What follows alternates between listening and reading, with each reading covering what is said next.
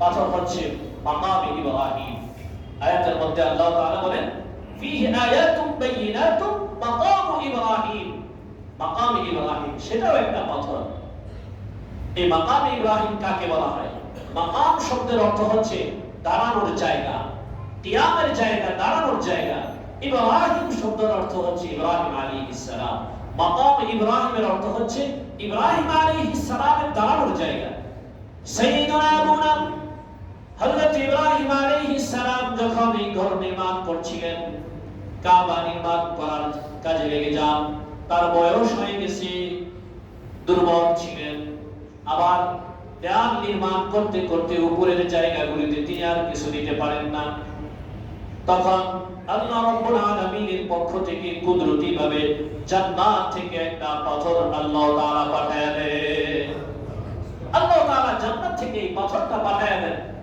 তারপরে হযরত ইব্রাহিম আলাইহিস সালাম এই পাথরের উপর দাঁড়িয়ে দাঁড়িয়ে এই বাইতুল্লাহ নির্মাণ কাজ করেন। বলেন সুবহানাল্লাহ। এই পাথরের উপরে দাঁড়িয়ে সুবিধাটা কি? এতক্ষণ তো পারতেন, এখন পারেন। এটা সুবিধাটা কি? সুবিধা হচ্ছে এই পাথরটা আল্লাহ রাব্বুল আলামিনের পক্ষ থেকে কুদরতিভাবে এমন একটা সুযোগ দেয়া ছিল যে ইব্রাহিম আলাইহিস সালাম দাঁড়াইতেন, দাঁড়ানোর পরে যেখানে যাওয়া দরকার ছিল, যতটুকু উঁচু ওঠা দরকার, নিচে নামা দরকার, এই পাথরটা সেই কাজটা করতে। বলেন সুবহানাল্লাহ।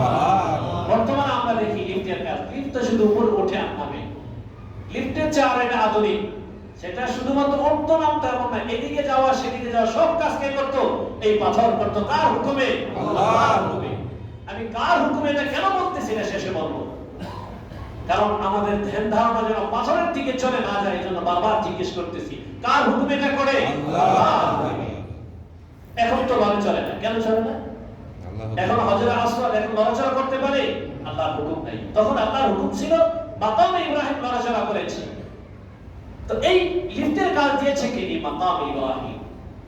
তো আল্লাহ রাব্বুল আলামিন ইব্রাহিম আলাইহিস সালাম এই বাইতুল্লাহ নির্মাণ করেছেন। আমরা জানি ইব্রাহিম আলাইহিস সালামকে আল্লাহ তাআলা অনেক পরীক্ষা নিয়েছেন। ওনার পক্ষ থেকে আল্লাহ রাব্বুল আলামিন এই ঘর নির্মাণ করেছেন। এই কুদরত আল্লাহ তাআলা রেখে দিয়েছেন। এই বাইতুল্লাহর পাশেই মাকাম ইব্রাহিম রাখা আছে। এজন্য ওই জায়গার মধ্যে 2 রাকাত নামাজ পড়তে হয়। আল্লাহ তাআলা কোরআনে কারীমে বলেন ওয়াত্তাখিযু মিন মাকামি ইব্রাহিম মুসাল্লা। তোমরা মাকাম ইব্রাহিমের পাশে, তোমরা মাকাম ইব্রাহিমের কাছে 2 রাকাত নামাজ আদায় করে নাও। তোমরা এই জায়গাটাকে নামাজের স্থান বানাও। এজন্য সেখানে 2 রাকাত নামাজ আদায় করা। এজন্য মাকাম ইব্রাহিমকে আমাদেরকে চিনতে হবে, জানতে হবে। হাজরে আসওয়াদকে আমাদেরকে জানতে হবে। এটা হলো মাকাম ইব্রাহিমের কথা বললাম।